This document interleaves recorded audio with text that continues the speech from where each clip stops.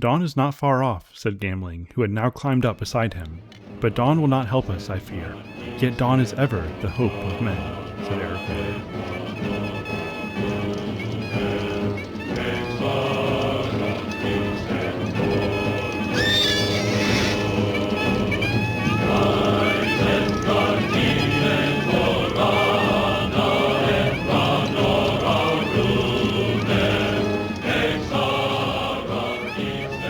Hello and welcome back as we get into the second half of Book 3.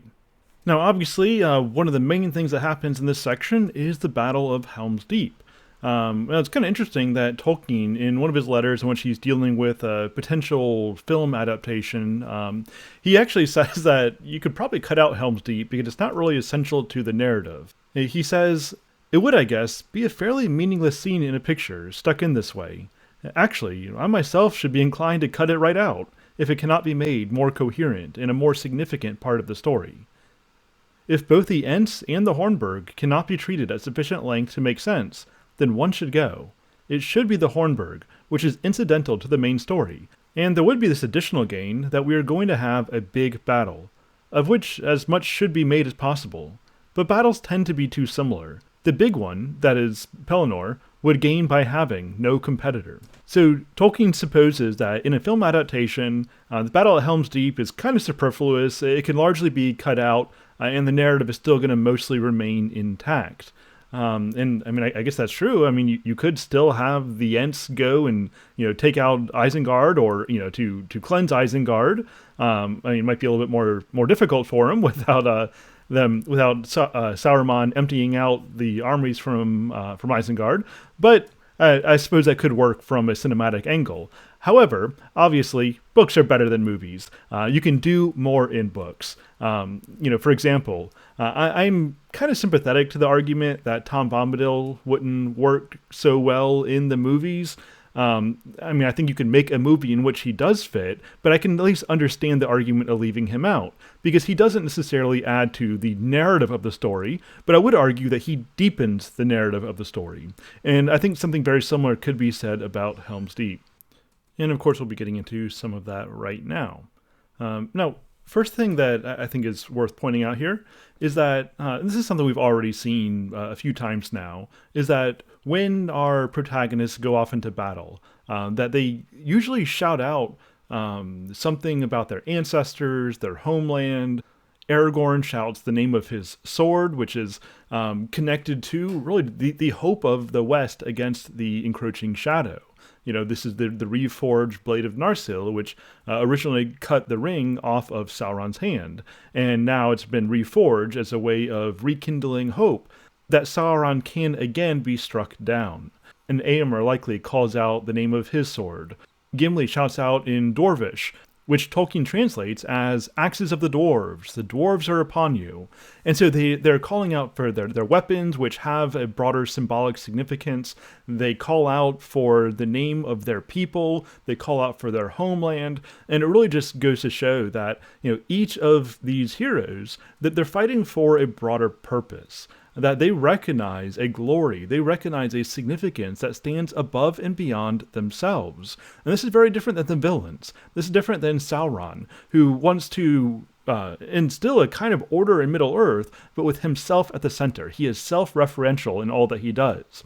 Saruman, likewise, attempts to use his great cunning in order to dominate the people around him, and ultimately he wants to dominate Sauron.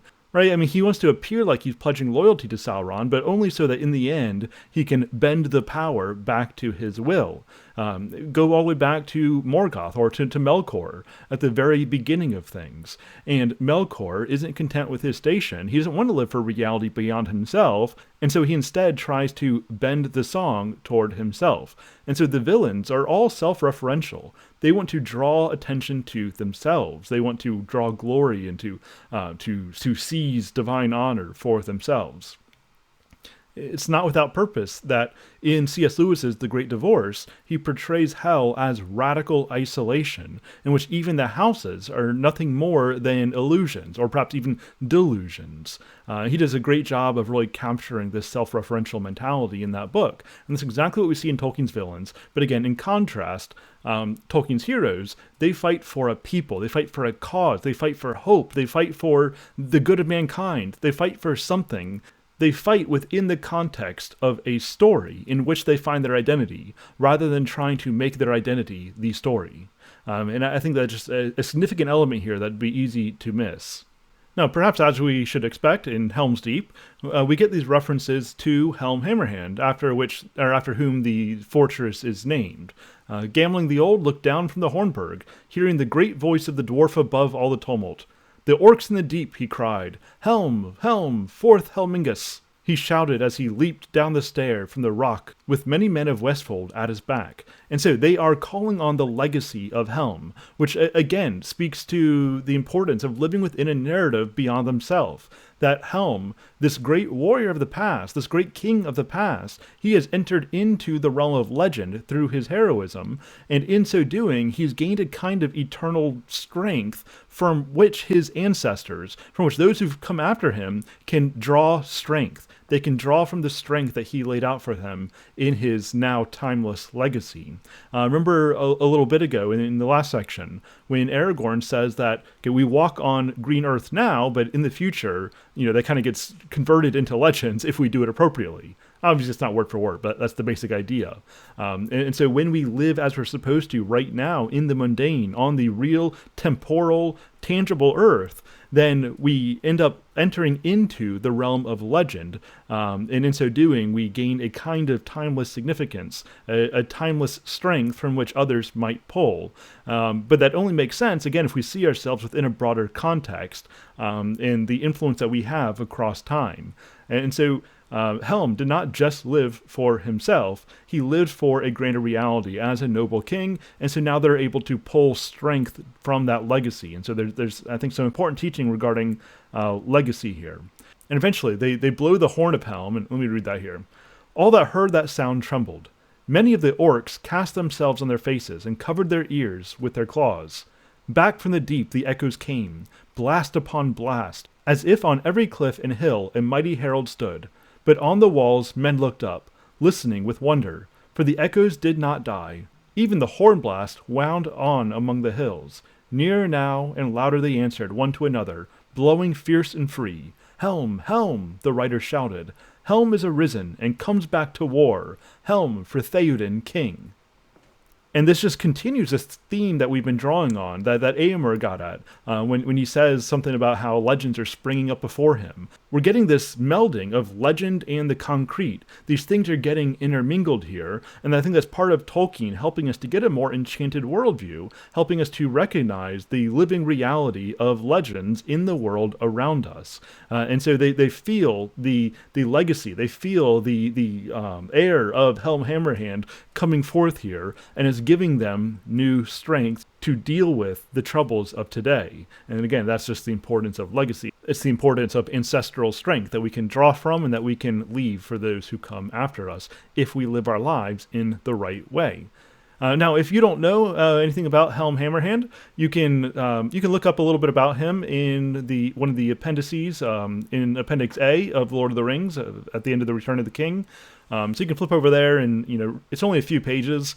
Of course, not long ago, the War of the Rohirrim movie came out, but well, I guess I'm not going to really talk about that right now. But one thing I do want to emphasize is that I included an image here of the statue in the Jackson movie. Now notice he is holding a hammer in his hand, but that is not why he was referred to as Helm Hammerhand. He was referred to as Helm Hammerhand because his hand was much like a hammer. And so he was, Hammerhand was this brawler, and so he would just basically one hit punch his foes. So that's how he got his name, Hammerhand. All right. And then there's this great exchange between Gamling and Aragorn. Things are not going very well. Despair is starting to creep up, and Gamling says, "Dawn is not far off," said Gamling, who had now climbed up beside him. "But dawn will not help us, I fear." "Yet dawn is ever the hope of men," said Aragorn. And I think that's significant. Dawn is ever the hope of men, despite the fact that he's Gamling's fearing that Dawn's not actually going to bring any help. It's not going to bring any victory. It's just going to be a continuation of the defeat that they're facing. And notice that Aragorn doesn't directly rebuke Gamling. He doesn't say, no, you're wrong, Dawn definitely will help us. But what he says is, yet, despite this doubt, despite this fear, Dawn is our only hope. And it's ever the hope of men. That yet there, I think, is significant. And this gets to the northern courage that we've talked about on a number of times up to this point. That even though the road seems dark, it's still worth traveling down because, well, the alternative is much worse. And so we stand for the side of good, and we fight not necessarily for ultimate victory, but we fight because the good is worth fighting for. And that is the northern courage that so much captured Tolkien's imagination and comes out repeatedly throughout his legendarium. However, there's also some idea of eucatastrophe built into this, which is Tolkien's word for the happy turn. It's the unexpected happy turn. This is when things seem to be going as bad as they can possibly get, and despair is just taking over. But then suddenly something happens to radically turn it around. Now, how exactly do we see that in this exchange? Well, consider what the dawn is, the sunrise. Now, the sunrise comes from the east. However, Tolkien's noble men don't typically look to the east, they look to the west, in the direction of where Numenor was. Numenor itself, which was the ultimate glory of man, to the west of Middle-earth, between Middle-earth and Valinor, the undying land of the Valar. And so the West is a place of the Valar, it's a place of light, it's a place of life, it's a place of, immortality, even if it's not the immortality, the kind of immortality for which man is destined.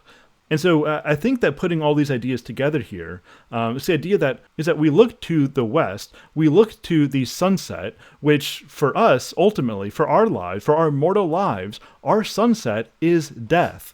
And so we keep this memento mori idea in mind. We continually look in the direction of the sunset. We look in the direction of death, of things wearing down. We recognize the reality of the long defeat. However, we have hope that on the other side of the long defeat, on the other side of our mortality, the dawn will rise again. This is the hope of eucatastrophe through catastrophe. And so if you want to see the dawn, you have to first march in the direction of the night.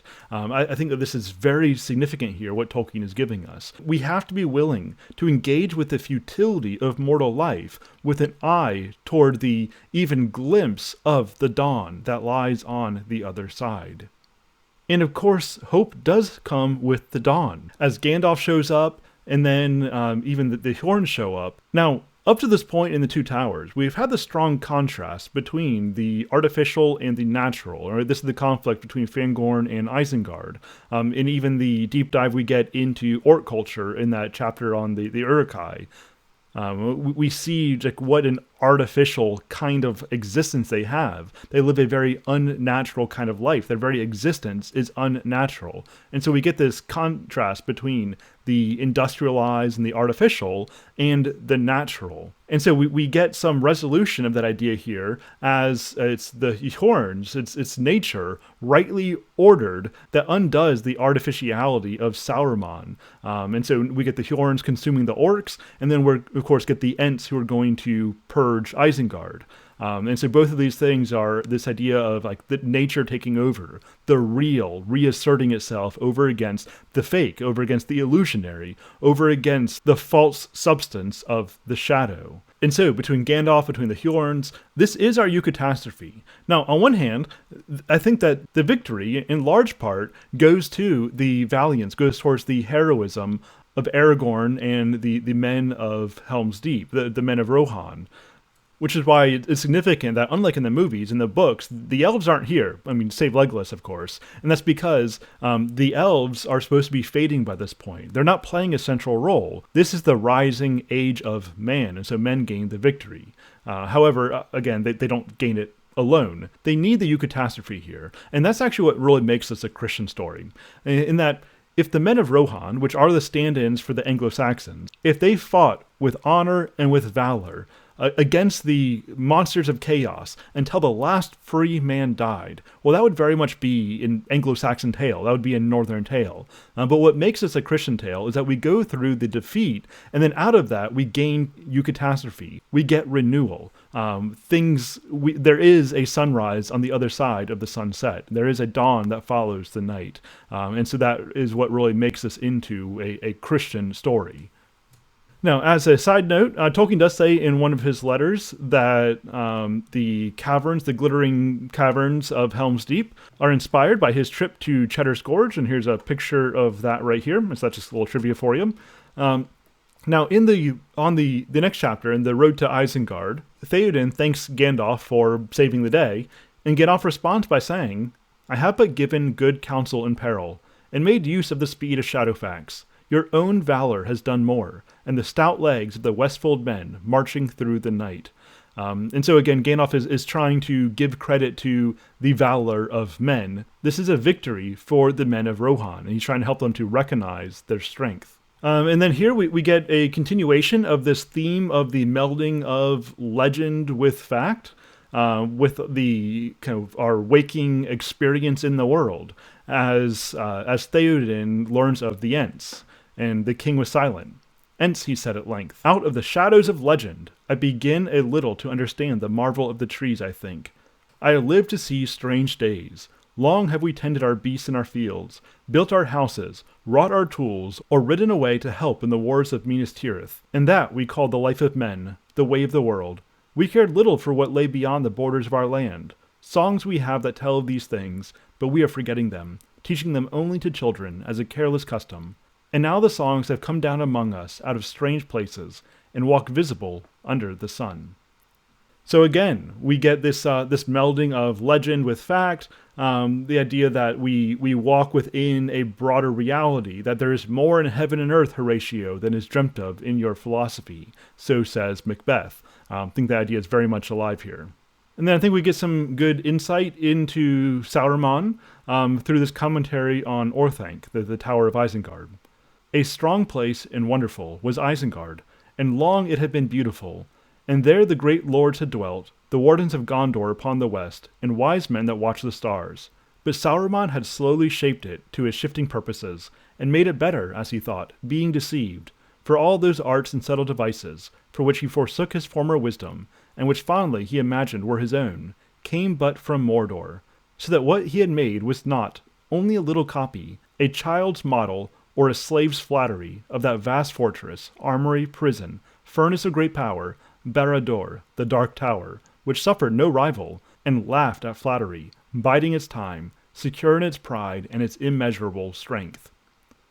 So Tolkien tells us here that Orthanc is essentially an imitation of Barad-dûr, but one that's not going to stand, and one that Barad-dûr looks at pretty condescendingly. But of course, Saruman wouldn't see it this way. Saruman saw himself as a rival power to Sauron. He didn't see himself as a little imitation. He saw himself as an equal, or perhaps even a greater, as someone who could bend the Tower of Barad-dûr, someone who could bend the influence of Sauron in his direction. But in so doing, by being this self-referential power, he is essentially melding into Sauron, that he's becoming, who himself has essentially melded into the role of Morgoth, his former master, and in many ways his current master as he follows in the same trajectory. And this reminded me of a quote from C.S. Lewis's Paralandra, in which he says, "There was, no doubt, a confusion of persons in damnation. What Pantheus had falsely hoped of heaven, bad men really received in hell.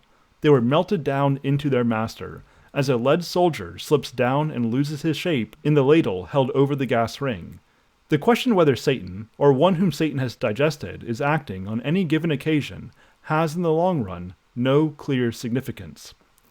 In hell, things just become more like Satan. things just become more like evil, which itself is sort of just this amorphous reality, as evil is a pulling away from goodness, and goodness is what is real. Remember that evil, that shadow, is only a feint. It's a passing thing. In fact, even a shadow, like, it doesn't have any substance. It only has any perceptible qualities to it because of the substantial, because of the real. So there's a very real sense in which evil is not real. It's a privation. It's a movement away from being. And so as you move away from being, you're moving away from form. And as you move away from form, you're becoming formless, which means that you have less distinct qualities of yourself. You're not as concrete. And so evil here is really just sort of like an amorphous blob. And so Saruman, in acting like Sauron, he's essentially becoming Sauron. He's being melted into Sauron himself, who has already been melted into Morgoth, who began this movement away from being, which is centered around Eru Ilúvatar. So Saruman is not a rival power to Sauron. He essentially is Sauron. He is but a shadow of a shadow. Now, as Aragorn returns the brooch to Pippin, we get another great proverb. We've been getting a lot of good proverbs from Aragorn lately. One who cannot cast away a treasure at need is in fetters. This is a good proverb that deals with the way that we relate to fortune. There's nothing wrong about having fortune come into your hand, but we need to keep it in an open hand, because fortune is part of the moving world, and so it's going to do what moving things do. It's going to move. This reminds me of Boethius. Boethius, the late Roman politician, who served under the barbarian king after the last Western Roman emperor was deposed. And Boethius, he served the king. He was something even like a personal advisor. He was a good man. As far as we can tell, he lived a life according to reason and virtue. He did the right things. He is what we would typically refer to as a good man.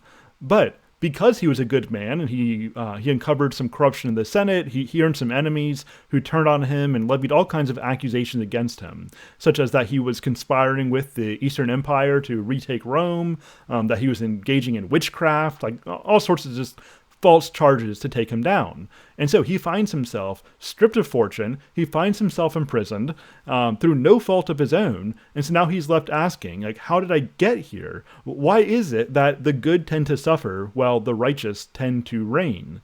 And this is when we get his great book, The Consolation of Philosophy, which became a foundational text for the Middle Ages regarding these questions of providence, of fate, of how we relate to fortune. And really what he concluded is that there is no bad fortune for a good man. Because if you are spinning the wheel of fortune and you happen to get $1 million as a good man, well, that's great. You're going to use that fortune to do good things. But if you happen to go bankrupt through no fault of your own, well, that's good too, because now you can double down even more on the good that you have access to that does not change. You can double down on your relationship to the eternal goodness of God. And so either way, there is no bad fortune for a good man. And so the way that we get that position of wisdom is to hold fortune in an open hand. Let it come in and let it go out at the proper times, and be okay with that. And so you have to be willing to cast away a treasure when the need comes, as you pay attention to the movements of providence. Now, we get this great insight into just the pathetic nature of Saruman here. I think this was Pippin talking, who said, I don't know what Saruman thought was happening, but anyway, he did not know how to deal with it. His wizardry may have been falling off lately, of course, but anyway, I think he has not much grit, not much plain courage alone in a tight place, without a lot of slaves and machines and things, if you know what I mean. Very different from old Gandalf. I wonder if his fame was not all along mainly due to his cleverness in setting at Isengard. So Saruman, he talks a big game. Literally, like his voice is where his power is, in persuasion. And so he's really good at manipulating other people and using tools of industry. He's good at using things, but he himself doesn't have a lot of use. He doesn't have any internal substance at this point. He is It's kind of the irony of the fact that he's trying to make much of himself, but in making much of himself, he actually ends up emptying himself, divesting his power in the world around him, in his slaves and in his political pawns. And so he doesn't himself have any real strength, any real courage. And so once the infrastructure is taken away, or another way of saying that, to keep the Boethian theme, when fortune turns against him, he has nothing left to hold on to. He is but a weak man. He is a vapor sustained by moving fortune. And that is just not where you want to be, but it is where Saruman has found himself. And remember, as Saruman of many colors, he's been doing this for a while now. He's been moving away from substance. He's been moving away from the unity of the white light, and he has instead been refracting out into a multitude of directions, which is another way of saying he's been approaching nothingness, even while claiming it to be freedom and power. And along the same lines here, I think it's important to note what Saruman's power really is, and Tolkien tells us here in Letter 210. Saruman's voice was not hypnotic, but persuasive. Those who listened to him were not in danger of falling into a trance, but of agreeing with his arguments while fully awake. It was always open to one to reject, by free will and reason, both his voice while speaking and its after-impressions. Saruman corrupted the reasoning powers. And this is one area where I think that Jackson just got things wrong. Now, I get the dramatic effect of portraying Theoden as being possessed, essentially, by Saruman and having Gandalf perform this exorcism. But that's just not what we actually get in the story. That actually makes Saruman a lot more powerful than he actually was. Saruman didn't really have that kind of magical power. He was a good politician. He was very persuasive. And so he had persuaded Theoden to adopt this position of despairing subservience. But he wasn't like conquered by a foreign power. He is guilty. He is culpable of letting the reason of Saruman take over, letting the sophistry, letting the rhetoric of Saruman take over his will. This is something that for a time he had to assent to. And so Saruman, he is a politician more than anything else. Well, as the company is engaging with Saruman, and Saruman's trying to entreat with them, he's trying to bring everyone under his sway. He talks to Theoden, and he talks about the relationship they've had before and the relationship they can have moving forward. And for a time, Theoden is silent, to the point where some of his men are getting a little bit nervous as to what's about to happen. And I almost wonder if, for a time, that Theoden was kind of starting to fall into some old habits. Maybe that's why he was quiet for so long. Maybe he was being quiet for dramatic effect, but I kind of like the idea that maybe he was starting to waver a little bit and then snapped out of it very strongly. When, I won't read all this, but he basically says, yeah, we'll have peace when you're dead. And so he gets very emphatic about this, that I'm going to have no part to play in this. And it very much reminds me of the Silver Chair when they're in Underland, listening to the Green Lady. And Puddleglum breaks through the stupor that they're in and just declares, no, I'm not going to have any part of this. And we get this clear, crisp revelation of reality that just moves through the rhetoric. And something like that is happening here with Theoden, as he just makes it very clear he's going to have no part to play in what Saruman has to offer. And then Saruman turns to Gandalf and says, hey, buddy, why don't we just join up against these simpletons? So he's trying to get Gandalf on his side again, but it's just not going to work, obviously. And I love how Gandalf responds, not by lofty argumentation, but first he laughs at him, which really would have set him off.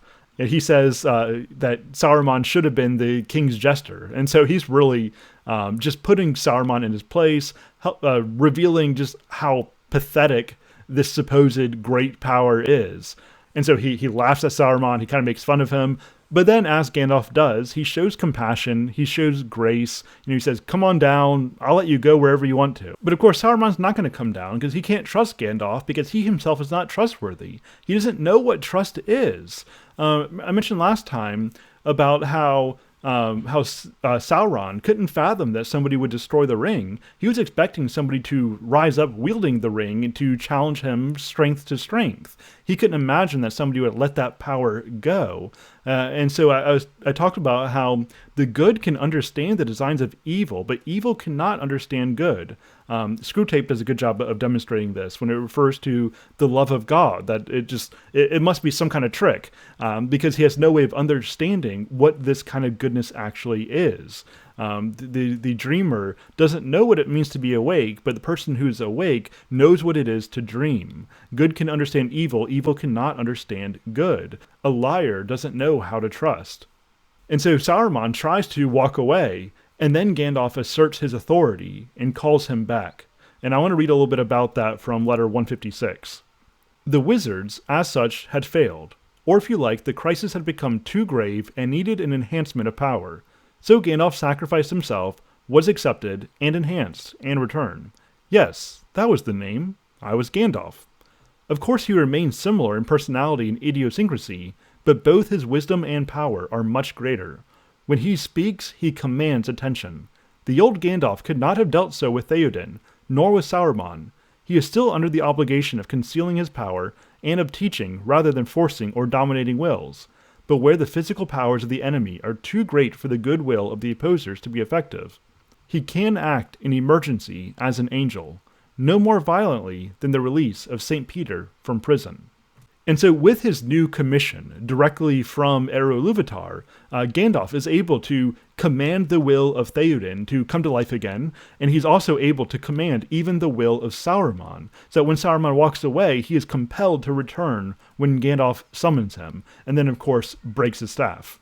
Well, Wormtongue then, of course, chucks the Palantir at them, although they're not really sure if he was aiming for Saruman or for them, but nonetheless, they pick it up. And of course, Pippin looks in it, and we don't often give Pippin enough credit, probably based off of the depiction that we get in the movie, but Pippin does look down the eye of Sauron and doesn't reveal anything, and so that does show a kind of strength of will. And of course they discover something about the plots of Mordor as he sees the winged Nazgul. And I think it's worth considering what Gandalf says he would do if he were to use the Palantir. He says that even now my heart desires to test my will upon it, to see if I could not wrench it from him and turn it where I would, to look across the wide seas of water and of time to Tirion the Fair, and perceive the unimaginable hand and mind of Feanor at their work, while both the white tree and the golden were in flower. He sighed and fell silent. And any of you who have read the Silmarillion know exactly what Gandalf is feeling here. He wants to go back and look at unstained goodness again, which I imagine would be a longing anyone would have who once lived in such a reality. It's the sense that we all have this longing for Eden. Tolkien even says that in one of his letters, that Eden was surely a real place because we all have this longing as those who were in exile. And so Gandalf desires to look upon that goodness again. And I just think that desire is something that we can relate to. Well, as we wrap up this section, I want to read this quote from The Monsters and the Critics. The tragedy of the great temporal defeat remains for a while poignant, but ceases to be finally important. It is no defeat, for the end of the world is in part the design of Metod, the arbiter who is above the mortal world. Beyond, there appears a possibility of eternal victory or eternal defeat, and the real battle is between the soul and its adversaries. He talks about in The Monsters and the Critics about how in the imagery of Beowulf, written by an Anglo-Saxon Christian, he takes the northern imagination and he uses the monsters really as a stand-in for evil as understood by the Christian, as a demonstration of the demonic, as a demonstration of the power of sin, that these forces of chaos which set themselves up against proper order in the life of men. And I think it's important that we even see this progression played out in this section of the Two Towers. As we go from the battle against orcs, that we go from the battle against the monsters, and then we progress from there to the real battle, the spiritual battle, with Saruman at the center as this demonic influence, as that which would persuade us to go off of our designated course. And so we're really moving from the physical to the spiritual, from the external to the internal, as we go from Helm's Deep to Isengard. We're moving from the surface down to the depths of the real conflict, the real battle between the soul and its adversaries. And that's where we'll end for now. Next time we're on to Book 4. Until then, Godspeed.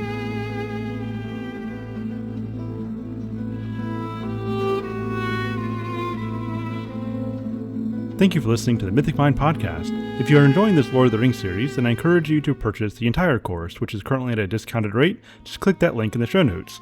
That will include all presentations attached to this course, including our 12 recorded live sessions, which are not otherwise available. And so to get access to all that right now, just click that link in the show notes. I also welcome your support over on Patreon at patreon.com/mythicmind.